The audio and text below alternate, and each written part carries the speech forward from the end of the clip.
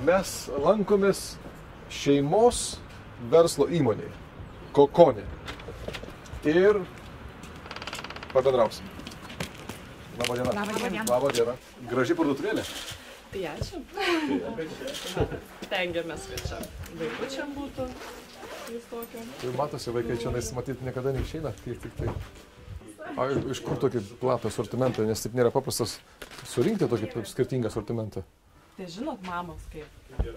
Google renka Užsakinėjate tokiu būdu?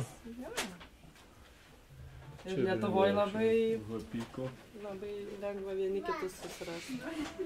Jo, Vilniečių nemažai. Čia Vilniečio drabužiai, Kauniečių drabužiai. Beveik visi vieni. Ką reiškia Vilniečių, Kauniečių drabužiai? Čia Vilniuje. Pagaminti Lietuvoje. Rimtai, klausykit. Taip, ir žinokit, beveik visi buvo vien tik lietuvių, dabar tik tie sijonai vieni atsirado ne lietuvių. Tai buvo vien tik lietuvių drabužiai. Tai Kaunas ir Vilnius nenutolės pagal jūs. Ne, pagal mus nenutolės.